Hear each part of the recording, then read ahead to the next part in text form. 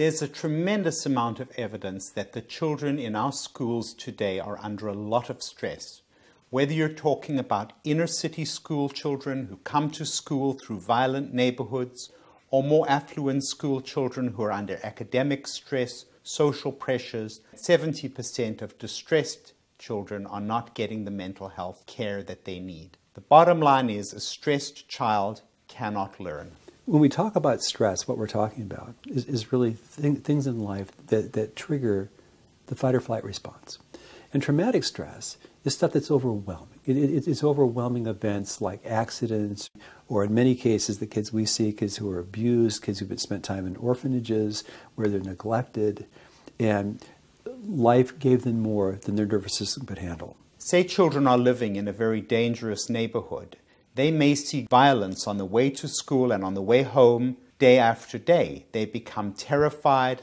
Even though they're in the safety of the school, the effects of the violence that they've just seen lingers and prevents them from focusing and attending to their schoolwork because they're so stressed and anxious. After Katrina, the Hurricane Katrina, many of the families were relocated.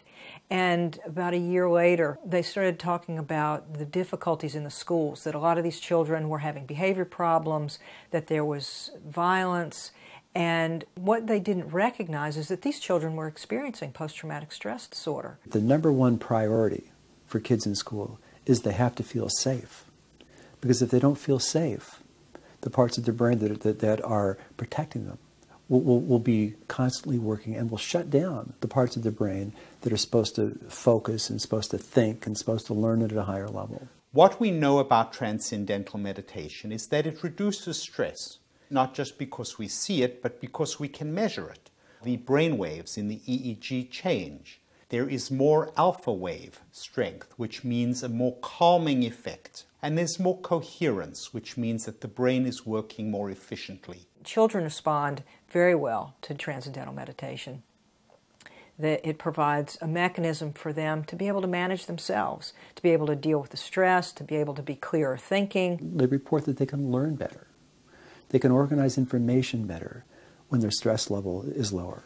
What TM can do is to settle down the nervous system, to de-stress these children, so that their minds are now open and available to being educated and to learning. I'm very confident that we'll see kids increasingly feel safe in their own skin, feel safe in the classroom, and use their attention and their energy and their intelligence to their own benefit.